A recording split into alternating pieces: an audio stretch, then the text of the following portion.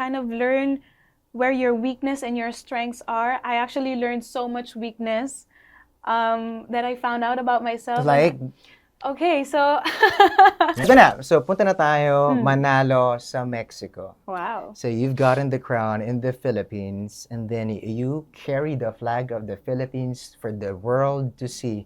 How was the experience? And at the same time, what were the learnings that you got during the competition outside the country na? It happened one time talaga hindi ko na natiis. I think nagkaroon ng cat fight ako with my friend noon.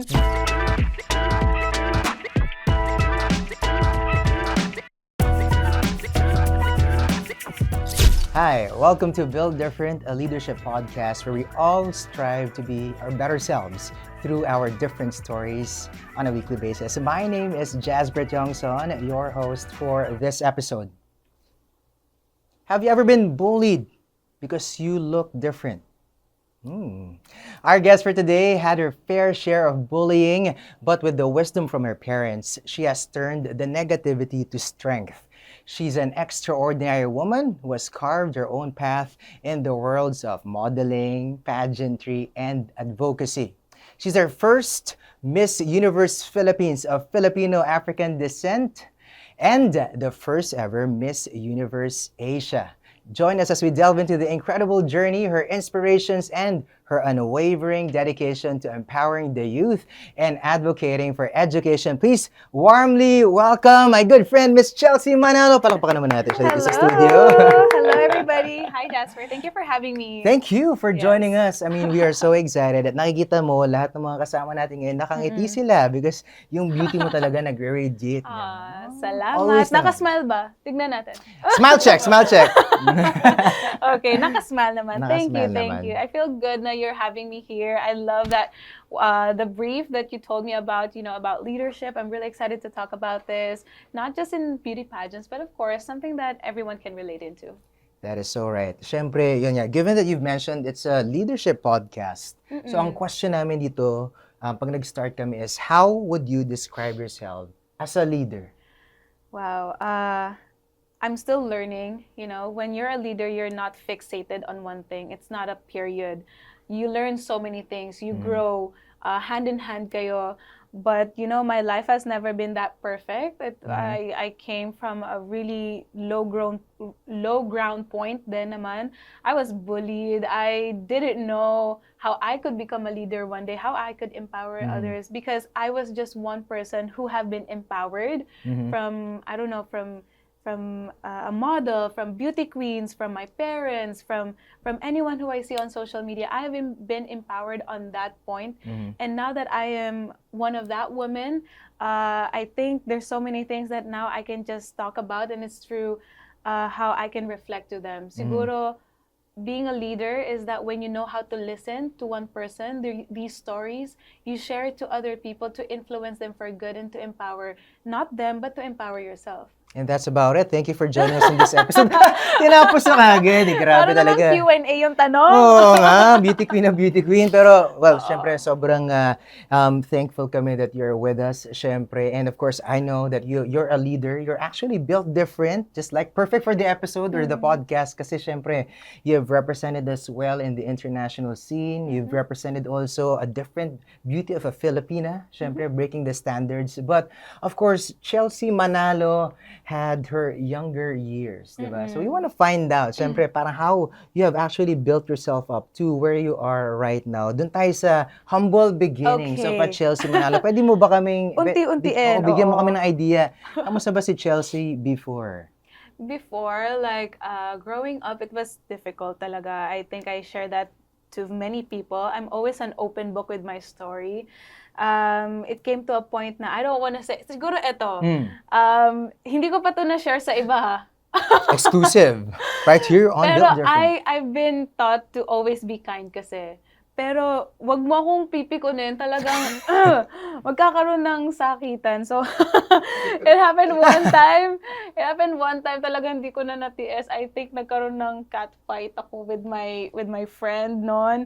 Kasi parang I was bullied. Talagang paulit-ulit. Pero it came to a point na physically niya na akong nasaktan. Oh, So okay. parang instinct mo agad lumaban, di ba? But again, I'm here to tell everyone, girls, kids, anyone, it is not okay to hurt anybody. That's Let's right. not do that. Parang bata kasi ako, I didn't know what to do. Mhm. Pero that happened. It led to that point na when you get bullied, you don't know if it can hurt you just verbally, but sometimes they can hurt you physically. Totoo And naman. it's never okay to bully anybody at all. Bully by words, by your actions.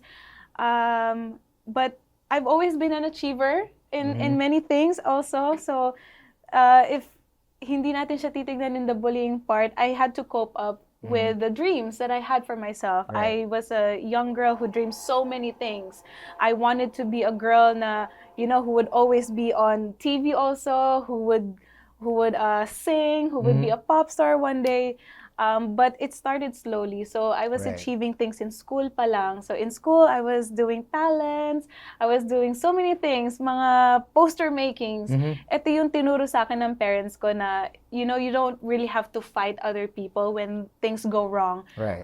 You go back to yourself. Who are you? What is it that you like to do? Ito yung i-return mo sa kanila. Return them and parang, ano yun, kill them with kindness. Yeah. Yun na lang. Kanta Parang, yan eh, kill them with Selena kindness. Gomez. You don't really have to do much, but only reflect to yourself kung ano yung capabilities mo, ano yung kaya mo i-control. And Yeah. then always do the things that makes you happy at the end of the day. Pero I like it. Totoo naman yun, di ba? I mean, other people, parang they're just craving for attention, kaya sila Oh, yeah. nagbubully. Or maybe, hurt people. Sabi nga Yes. nila, di ba? So baka may pinagdaanan lang sila. But I love it that you've mentioned na lumaban ka, kahit pa paano, at least in that instance. Kasi I think, it's very healthy to set our Oo. boundaries also, di ba? Mapabata ka, mapamatanda Oh, yeah. ka. You have to say when enough is enough. Yeah. Diba? And of course, I think people should learn also to respect the boundaries that we set also. It's about taking care of our own mental health and making sure, diba, that we are in a very congenial environment. Otherwise, diba, parang it's gonna be wilderness for Yeah. all of us, para tayong animals, diba? Yeah. So I think that sets No us one is apart, safe anymore. diba? So humans, be human, Yes, ladies be and human. gentlemen. Pero ito, syempre, we've seen you, well, at least from my own experience of you, diba? And getting to hear about Chelsea, Manalo, when you were joining pageantry. You've started with modeling and going to the limelight, syempre, with all these projects. But what was the driving force that led you into getting into this kind of field? Wow. Siguro it was also a calling to me. It was a sign already kasi I started young. I started young into pageantry, 17 ako, but modeling 14. And these are the things that I never thought I would eventually love. Modeling was my bread and butter. At the age of 14, I was doing it while I was studying. Pero yung pageantry, that's always a different story kasi dahil you put so much work into it, not just in pageantry itself, but for yourself. Like, kailangan lagi kang prim and proper, kailangan laging pretty yung damit mo, kailangan lagi kang nakapostura, yung hair mo, your makeup. So, it's an everyday work na I didn't know how I could commit to it kasi I was still a student, and it was kind of distracting me siguro kasi nababalance yung attention ko. I mean, na-divide yung attention ko to school and to pageantry.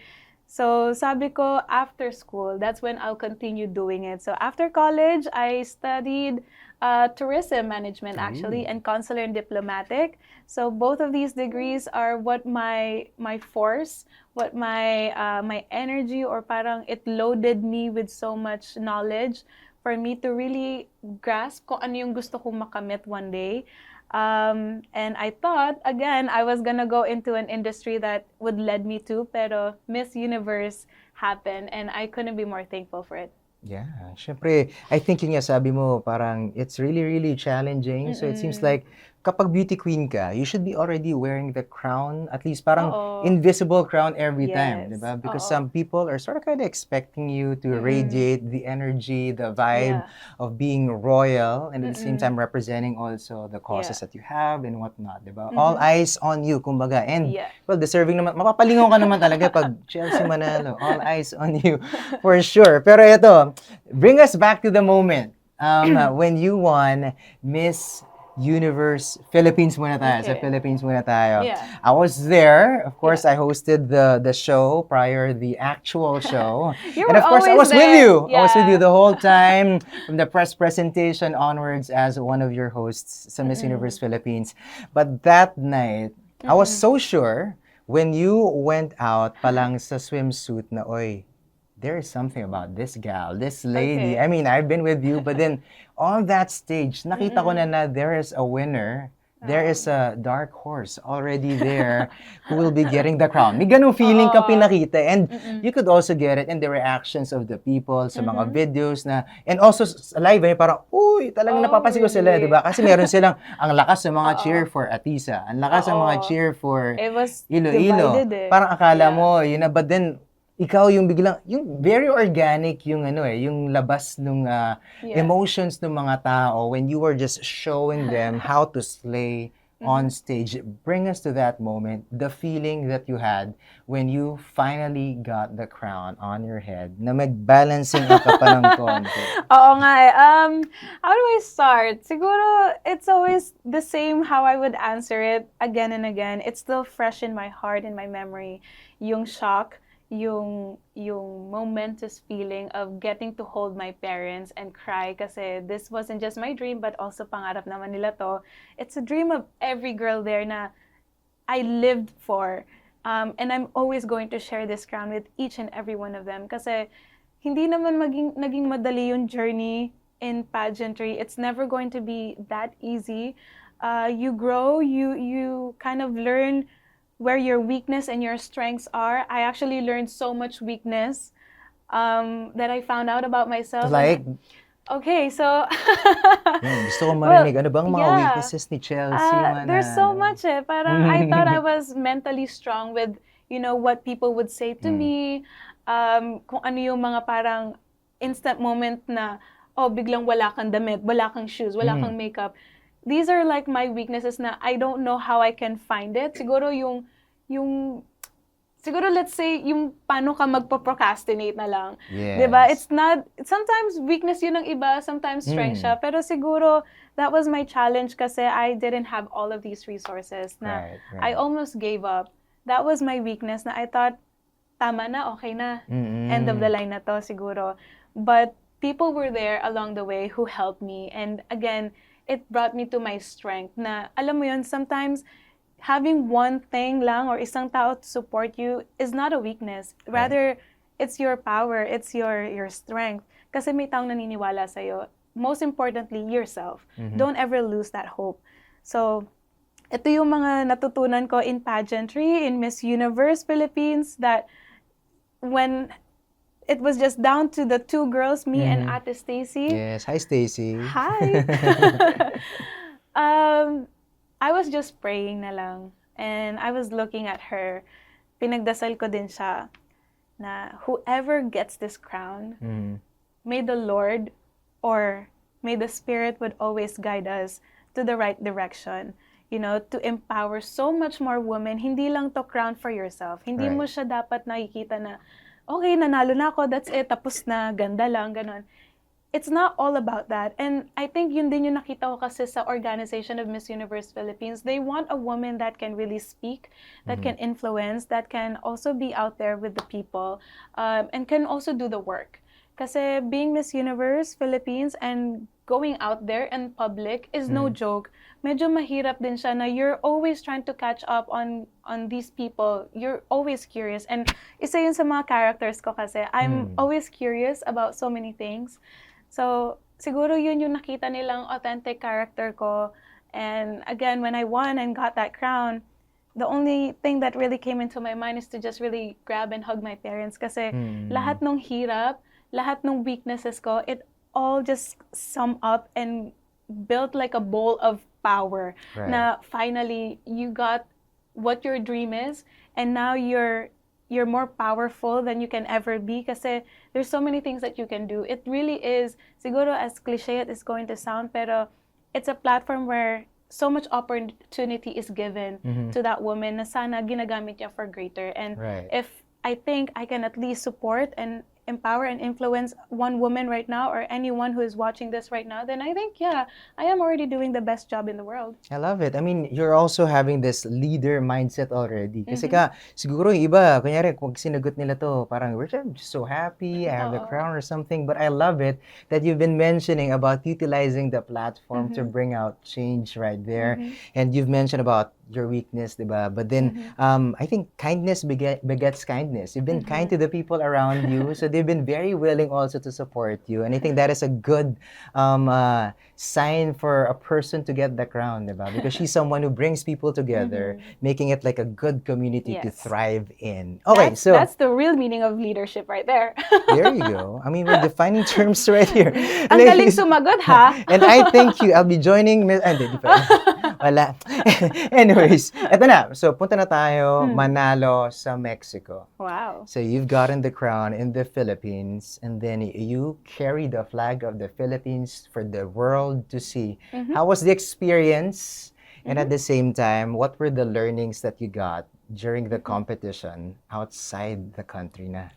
Wow. There's so much din kang matututunan when you're in a different country. Kasi suddenly mag-isa ka na lang, you don't have anyone to do anything for you. And then you kind of reflect on yourself again. Why am I here? What is it that you can do? It's not really about what did you learn, but rather what did you gain out of it? Parang ano yung nakuha mo in your experience. Right. Kasi yung learning, it will always come back and forth. It's either good or bad. But what I got out of it with Miss Universe, it was really about your there's so much. Parang I cannot pick point kung ano doon. Siguro let's just put it in a way na what it got out of me was maturity. At the age of 25, wow, for me to say maturity. Pero Oo naman. no, maturity in a way that you really learn to do everything yourself. Right.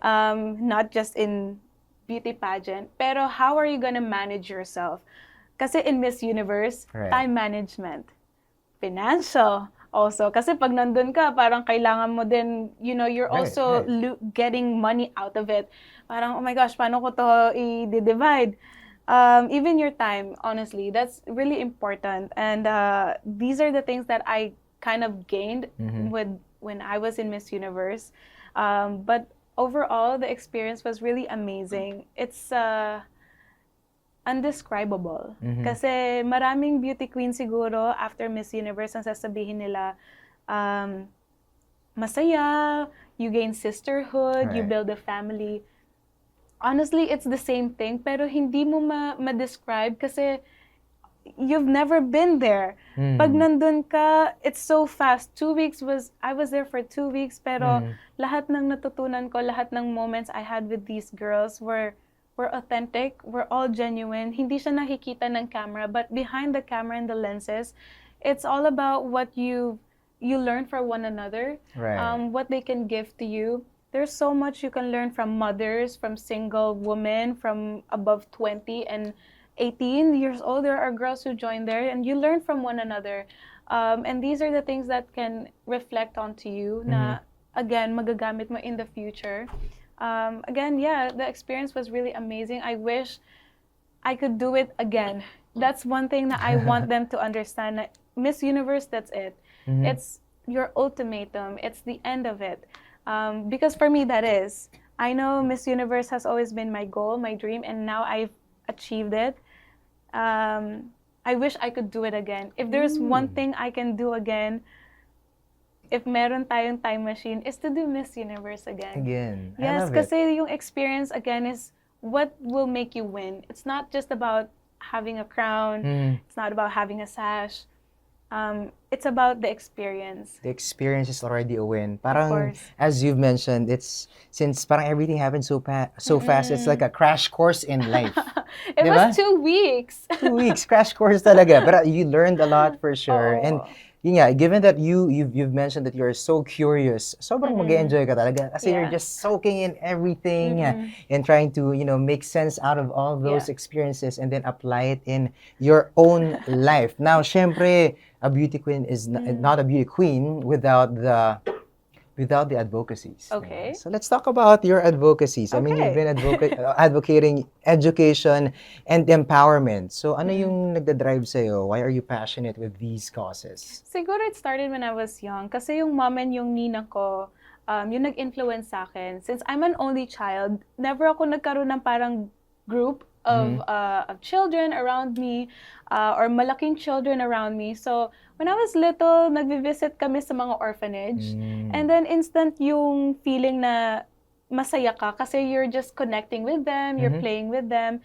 And when you hear these stories of these children, bakit sila kasi, of course, you don't ask them, personal things because they don't know that. Sometimes there are children there that doesn't even know what's happening. Why are we in this facility? Right. Rather, you kind of ask them, parang, oh, what is your favorite color? And then, oh, what is it that you like to do? Pero every time you kind of have that conversation with them, ano lang yung gusto nila is makapag-aral. Right. Kasi not everyone in these kind of community, and let's say, even yung mga ibang bata na hindi afford or hindi nila kaya makapag-aral, ito lang din yung simple nilang pangarap. And if there is at least one thing that we can do to these children is to support them, at least hand a book or a pen is enough. Kasi there's so much one children can be more of or marami silang pwedeng makamit kung makapag-aral sila. So siguro yun yung naging driving force ko. Because my parents, the people around me, have influenced me to do that. And growing up, of course, I continued to do this, and until I wanted to join a pageantry, it's not really an advocacy that I want them to feel that I'm doing it just for myself, but for them, so that they can be heard. Is there something, because you've been helping the people from the Dumagat people, right? Could you tell us, parang, ano yung nakita mo, the impact? Kasi, di ba, you've been doing a lot of things for them. Ano yung impact na nakita mo? How did they change? Ano yung nakita mo na positivity na nag-radiate from what you're doing with them? When I went and visited the Dumagat people and the tribe in North Sagaray, they were so happy. Honestly, they have a community. It's so sheltered. It's so fresh kasi they have their own farm. They have their own water. They have their own poultry there. They were okay, but again, siguro what led me to that kind of cause and to reach out to them is because it was so secluded. It was so sheltered to the point na hindi lahat nakaka-afford them to go to school. Right. So I felt an instant connection with them na sana if we can have that kind of conversation with the right people and to help these children at least go to school, or I don't know, for their story to be heard, then I am already advocating for them for something for a greater change. Amazing. And I know your appearances also on social media and in different channels. Yung marami kang nabubuksan ng mga doors. You open eyes also, you open ears of people para mag-reach out also to these people who need their help. Bring light also to those who are in darkness. And we love that. So in your journey so far, for 25 years, tama ba? What would be, what can you share with us as the most important? So far, I know, it could change later on, but for you, what is the most important lesson? Lesson? In life? In life, yeah. The most important lesson in life is that when you are always kind and humble, these are the things that can make you grow further in life. You meet people along the way. When you're nice, when you're humble, you don't really have to brag about anything. But if you have that driving force of your dream, go for it. Pero dapat lagi ka pa ding mabait, magiging humble ka lang. Kasi sometimes you have already reached your dream. Pero minsan nakalimutan na natin maging mabait sa kapwa. Minsan nakalimutan na natin to always put our feet down pa din. Kasi baka kung ano na yung mga naiisip na natin. These are what I've always learned from people I always face with or natutulong nila sa akin. I'm 25, but there's so many things that I still want to achieve in life na I don't ever want to change. Kung ano man yung tinuro sa akin ng parents ko, that's just what I'm always going to advocate for or to share with other people, and to always being kind. Okay, let's be specific on being 25 and having goals. Could you share with us what are your goals in the near future, or if you have a long-term goal as well, let us know. Oh, simple lang. Sana maging pop star. Huy! Ay, pwede naman. Pwede pa rin naman. No, I still wanna, be a person in the public eye of many if I can share my voice, be an influence to them, be an advocate for anything that is social cause that is so close to my heart. I want to do that. So hopefully one day we can have our own charity for children that can really support their education, specifically those who are in the Dumagat tribe, and of course those children who are left here of overseas Filipino workers. Right. I'm really working really well with the DMW also for these family who are left here in the Philippines. And let's see, in the career field, kung magkakaroon talaga ng knock opportunity of showbiz, I would love to do that. I think there will be coming in the way naman. And very simple lang, sana in the next 5 years, healthy pa din ako. My parents are also healthy, and of course, the people around me are always, full with blessings. All right. So, andi lang. Dito na tayo sa medyo, outside, when you already have your crown down, I suppose, after all the interviews, ano ba yung mga na-enjoy gawin ng isang Chelsea Manalo? With or without a crown naman, or before pa naman without a crown, I am very simple lang. I enjoy going to the beach. I love eating, spending time with my family and Ice friends. cream, tama, di ba? Yes. Do you have... cream? Tama ba? Oh, no. Favorite flavor? Ano ba favorite flavor mo? Vanilla. Vanilla. Do you like ice cream then? I like ice cream. I have a sweet tooth. Oh. So, pwede naman tayo sayang wala tayong ice cream ngayon. It's okay. I've had so much ice cream already. Kailangan na natin magbawas ng konti. Parang saan banda? Hinihinga ko lang. So, beach, food, ano ba? Ano ba yung mga pwedeng ka-bonding with Chelsea on her free time? Ano pa mga pwedeng gawin natin? Let's try to at least get together. Kung magkakaroon tayo ng parang walk in the park with our animals, these are also what I'm looking forward to because I'm also a dog mama. Ooh, amazing. Yes. For a mama, ladies and gentlemen. How about, can you share a fact about yourself na hindi mo pa siguro na-share sa kahit anong dito lang, exclusive? Meron ka ba? Meron pa bang hindi ka alam ang Pilipino sa'yo? Oh, I think they have already known so many things about me. I'm always an open book about it. Pero, ano pa ba? There's none, really. Kung malalaman nyo lang ang lahat ng personality ko, you can just go and ask Jasper here. Know. Alam niya na eh. Kasi from Miss Universe pa lang hanggang ngayon, he's been there in the eyes of everyone. And yeah, I mean, I'm an open book naman. Yeah, totally amazing a person in all angles, Chelsea Manalo. Ito na lang, Chelsea, kung ikaw naman ang tatanungin namin, do you know anything about? Because I'm part of JCI Manila. We're doing this powered by JCI Manila. Anong idea mo about JCI Manila? Narinig mo na ba? First time? I asked the team behind me kung ano yung JCI nung nagre-research, guys. Yes, because I really had to, of course, kailangan alam ko kung saan ako pupunta pag pumunta ako dito or to sit down with you. But I really had no idea what JCI at first, nung una. But now I think it's a group of puro ano to, mga gentlemen, no? JCI Manila.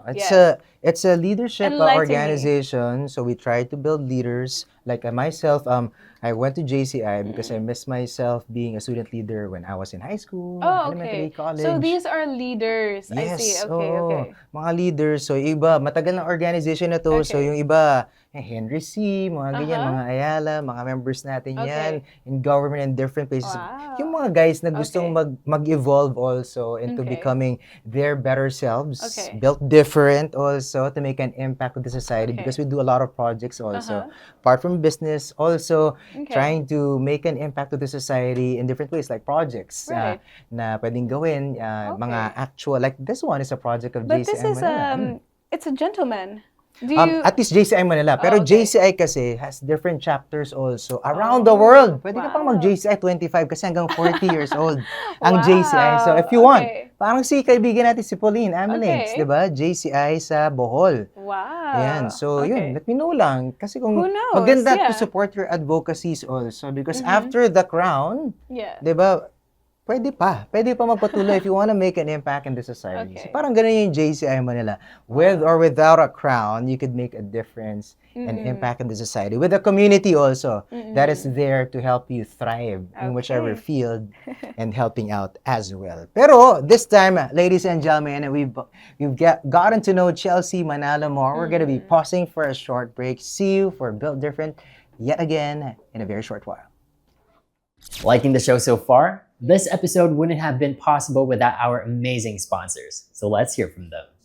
The Built Different podcast would like to thank Henry's Camera, Power Mac, Hollyland, Ugreen Philippines, Kappa Cabina, Surge Digital Media, Jazz Up Communications. Welcome back to Build Different. You're still with me, Jazz Britt Youngson, and of course, our guest, Miss Chelsea Manalo. Chelsea, of course, this time, medyo tapos na tayo sa mga... Okay. Hindi pa pala tayo tapos, pero ang gagawin natin mas exciting pa. Oh. Yung mga questions, because we are already in our segment called Different, Same. What is that? Kasi we could have different answers, you could give us Okay. different ideas, Okay. pero here and there, our audience, myself included, Okay. might find similarities along Yeah. the way. And Okay. given that, we changed this up depending on our episodes and our guests. We have created a certain segment just specifically for you. Okay. In pageantry, syempre, you have your questions. Question and answer. Paborito mo Okay. ba yung question and answer? Yes, it is. Okay, so madali na to sa'yo. But Okay. we call this, instead of top 3, ito yung tough 3. Tough. Tough ha? 3 Tough siya. because we have surveyed and picked minds of people of the Okay. questions na medyo challenging sagutin, philosophical, medyo may lalim. So Okay. tingnan natin kung paano mo siya i-maneuver and give us the best Chelsea answer Okay. para manalo Okay. for a winning answer. We're gonna be Okay. giving you 30 seconds. You're gonna be picking a question, medyo marami-rami to. A question each. 30 seconds mo na sagutin ng Okay. isa't isa. Here you go. So, our first question. Parang ito lang yung ano to, Miss Universe Wag, Philippines. wag lang sisigaw ng malakas ah. Okay. Bulacan! Bulacan! Hoy, Alden, hello. Kamusta ka, brother? Okay. Sir Rumi. Okay. What insecurities, if any, are you willing to share? Timer starts now. It has always been an insecurity of mine that I am very indecisive. These are the things that I always struggle with, but maybe it's not really an insecurity, rather a positivity, because having to decide one thing, you are really sure about what you want, why are you doing this, and how can you be happy and all this at the same time to help other people at the same time. So being indecisive can either be good and can either be bad as long as you are helping people. Amazing. Kumbaga, the end in mind is to create an impact to the people around you. Okay naman yun. Ibig sabihin, Yeah. pinag-iisipan mo. Yes. Kasi sometimes there's a little bit of fear, Alam mo, doubt, and all insecurity that. ko siya kasi maybe it has to do with, naniniwala ka ba sa zodiac signs? Medyo. Ako, Leo ako, ikaw. ano Oh, ba? I'm a Libra, so that's one of the things I'm so insecure Ah. about. They can be indecisive, but again, when they decide at nagkaroon na sila ng period dun sa decision nila, it's always for the better. Okay. It's always for the better. I love it. Okay. And I think the better thing to do is to pick your next question. Here you go. Okay. Ito na yan. This is fun. Bulacan! The question is, why do people have to grow old? Wow, okay. Diba? I believe that everybody have to grow old because we learn so many things in life that we have to share to other people or to the next generation. We grow old because the experiences are meant to be shared, are meant to be lived, are meant to be filled with happiness and positivity. So growing old, we live to prosper, to survive, and at the same time to live to our fullest. Amazing. Under 30, pasok na pasok lahat. Under 30 ba yan? Oo, ang galing nga. Perfect nga eh. Pero Parang almost 1 second may natira. No, 1 second na lang. Oh, Pero okay. pasok na pasok. Pero I love it, di ba? Oh, nagta-timer! Oo, may timer talaga tayo. Oo, meron din tayong mga... Hinihintay ko yung ano eh. Ting! Oo, Ting, oo. ipapasok na lang namin sa editing. Mahina kasi yung Okay. yung tunog dito. Pero I love it. Tama. You grow... Purposeful pa rin yung Yeah. growing old eh, no? I think yun naman naman talaga yung real reason why we have to grow old is to really live our life to our fullest. And also, kung ano man yung mga natutunan natin along the way, we are meant to share that to the generations that are growing onto the next generation pa. That is right. Kumbaga, it's not life if you don't become lifer. Joke lifer! It's not life kapag hindi mo siya nilive. Yeah, that's why we grow old. Alright. Okay. Here you go. Ay, dali lang. Ito pala doble. Doble yung Okay. Next. Ito. Ito na yung final top 3 question. All right. Chelsea. Okay. Di bang pageant yata to? Why are there wars? Why are there wars?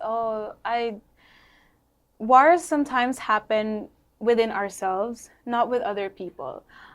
If we have so much guilt, so much hatred within ourselves, these are what can lead into war. So if we are sometimes reflected, when we are collected, when we know to the things that what we only can control and to, complete this in a peaceful manner, then there wouldn't be any war.